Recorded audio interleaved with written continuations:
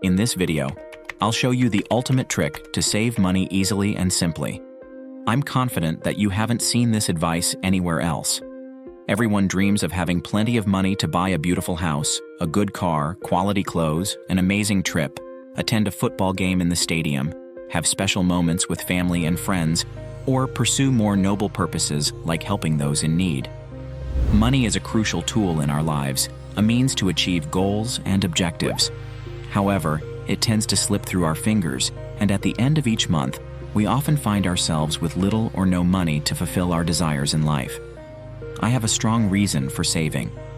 When I sat down to write this script, I reflected on the question, what was the difference, the main factor, between the times I said I would save and didn't, and the times I said I would save and did? The answer is simple. When I saved, I had a clear purpose for my money, a very defined goal. Whenever I had a goal in my mind, I succeeded because I directed all my efforts towards achieving it. For a savings goal to be achieved, it must be motivating, relevant, and important to you.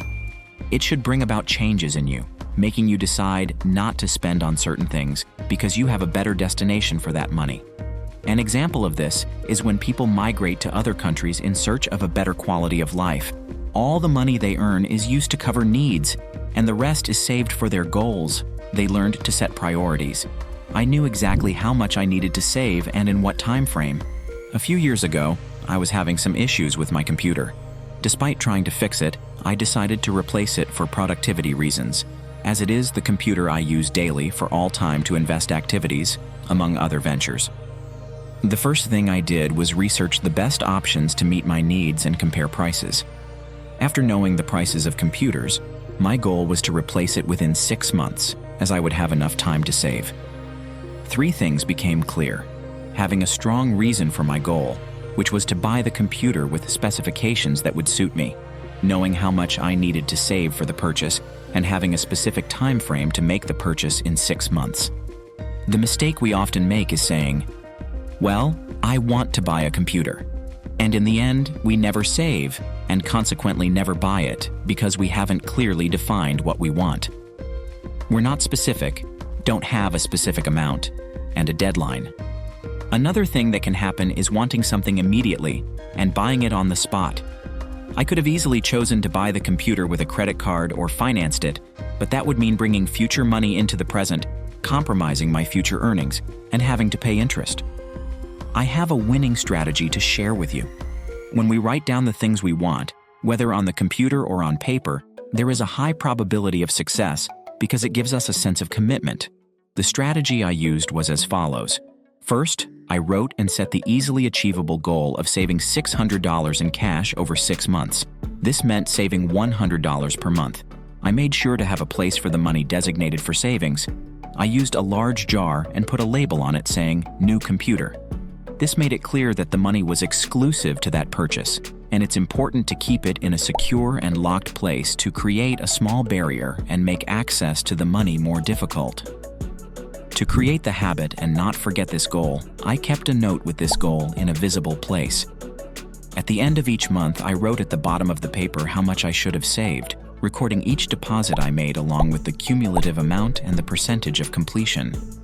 This provided me with a clear measure of progress toward my savings goal.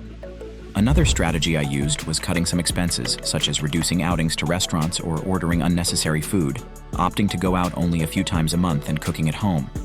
I also canceled some monthly subscriptions, resulting in a savings of $100 over those 6 months. What worked for me over time was treating savings as an additional expense. Every time I received my earnings, I withdrew the money needed to fulfill the plan for that month and deposited it into the jar. This amount went directly into my other bank account designated for savings. This way, the act of saving became a priority equal to any other expense, ensuring that the money was not allocated to other accounts. As for the place to keep the money, the jar option works because we physically see the money, making it tangible and touchable. If we decide to use it for another purpose, we may feel a certain discomfort in doing so. However, you can use a bank account, and it is even safer. Start small, think of just $1 or 1 cent. This will give you the necessary momentum. Sometimes the amount doesn't matter.